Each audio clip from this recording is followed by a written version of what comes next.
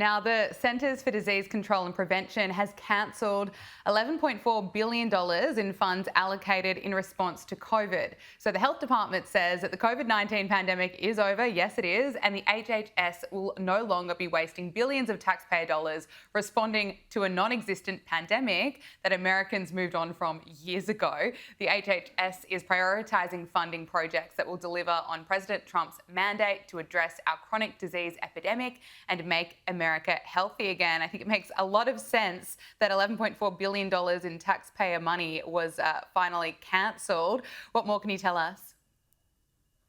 I think the time is up, right? This is an administration that is talking about bringing up the receipts, right? I don't know why Doge wasn't all over this already, but billions of dollars handed to bloated health departments, big pharma, while Americans have been moved on and struggling. Not only have they moved on for this pandemic, but they've been struggling for years. So this was a total scam from day one.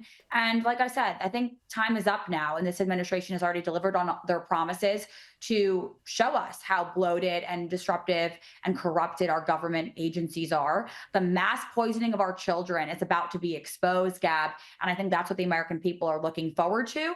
The truth of our skyrocketing rates of chronic disease are about to be exposed, and the truth about where our government has been spending all of our taxpayer dollars is about to be revealed. And this administration, like I said, has the receipts, and they're not afraid. Caitlin, I want to talk to you about fluoride. Dr. Anastasia Whitman has been on the Andrew Huberman podcast explaining where the fluoride that goes in the water in America, where it's actually coming from. Take a listen. Where are they getting the fluoride? The fluoride that they get is a byproduct of the phosphate fertilizer industry, and it's called hydrofluorosilicic acid.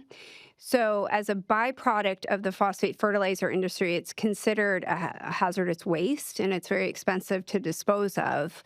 But they have found that if diluted in theory and it's an acid, first of all. So if it's put into our water system, it is so diluted that it becomes safe. But I will say everyone can go research this and look at themselves, but it does come in like cement bags with skull and crossbones on the front, and they do have to wear hazmat suits to put it into our water.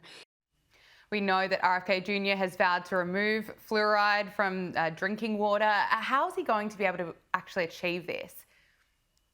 I think he'll be able to achieve it because this was a mandate from the American people on November 5th. I think we're at a tipping point in this country right now where the power, Gab, is finally shifting back to the people. And the MAHA promise is very clear. We are here to end the mass poisoning of our children, to eliminate harmful additives from our food and from our water supply.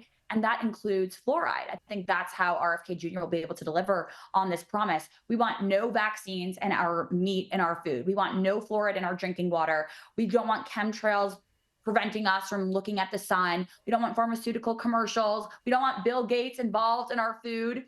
We are on the verge of a true golden age in health right now. And I think that is how RFK Jr. and all of these disruptors are going to be able to deliver on this promise from the American people.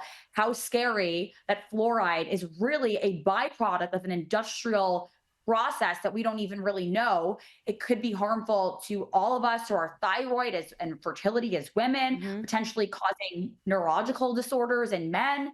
It's a conversation that is long overdue. And for all of the people in this movement, I think we're so grateful that it's happening on a national stage now.